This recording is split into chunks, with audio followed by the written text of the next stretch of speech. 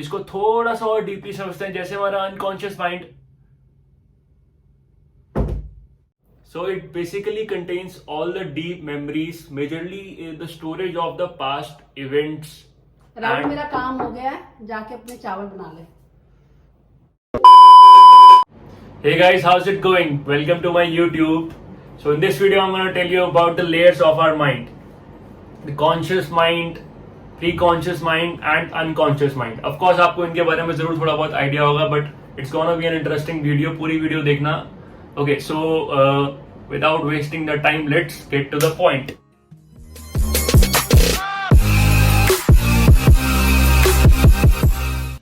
चलो पहले थोड़ा सा हिस्ट्री में चलते हैं. So these terms were introduced by Austrian neurologist Sigmund Freud. Sigmund Freud was famous for his psychoanalytic techniques, in which he tells you about the method for treating mental health. And he also introduced various theories about human mind and human behavior. Okay, let's just try and understand the conscious mind first. The conscious mind is our thinking mind at any given point or at any present situation. जैसे मैं अभी मेरे दिमाग में जो चल रहा है वही मैं कम्युनिकेट कर रहा हूँ.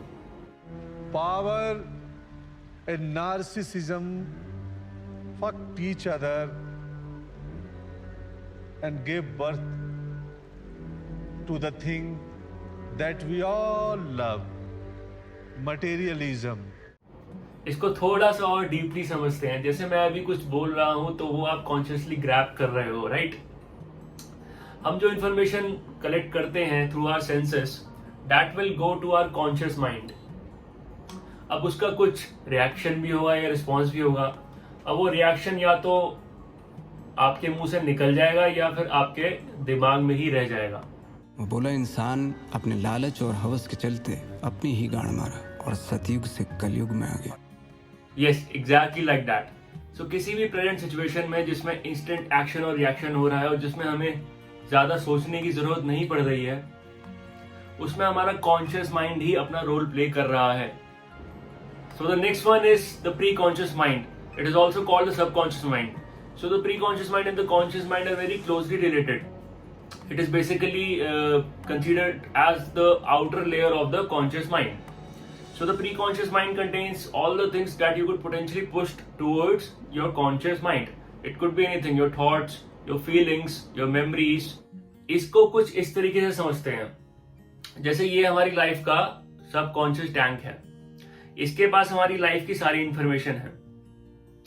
अब हमारे कॉन्शियस माइंड को जब जो इन्फॉर्मेशन उसकी नीड्स और रिक्वायरमेंट के according at any particular situation जरूरत होगी, तो ये सब कॉन्शियस टैंक उसको वो इन्फॉर्मेशन दे देगा.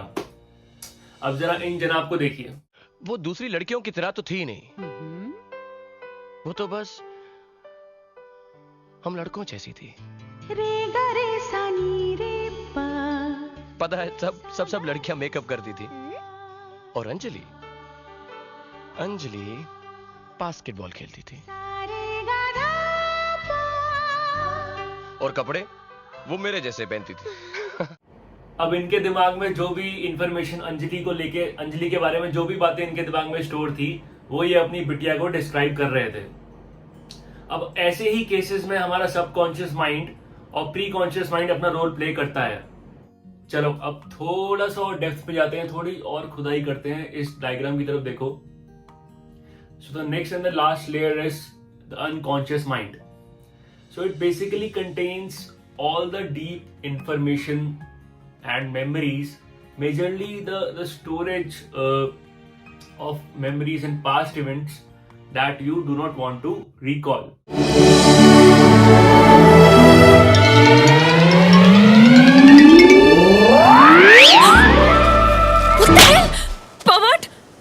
मैं तुम्हें बचाने की कोशिश कर रही हूँ, तुम मुझे किस कर रहे हो? सिक.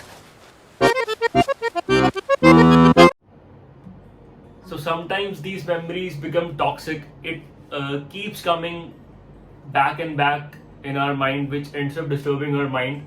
No matter how hard we try, it keeps coming again and again, and पीछा छोड़ती ही नहीं है.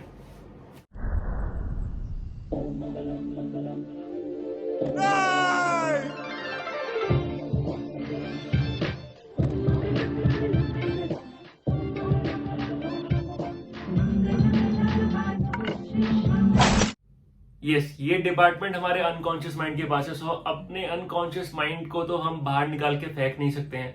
सो इसको कैसे कंट्रोल करें या फिर इसको प्यार से कैसे हैंडल करें, इसके बारे में फिर कभी चर्चा करेंगे। So that was the brief about the layers of mind, very crisp information. So if you guys want to add something, please tell me in the comment box. I am signing off for today. So please subscribe, do that ghanta, take care, God bless and stay sexy.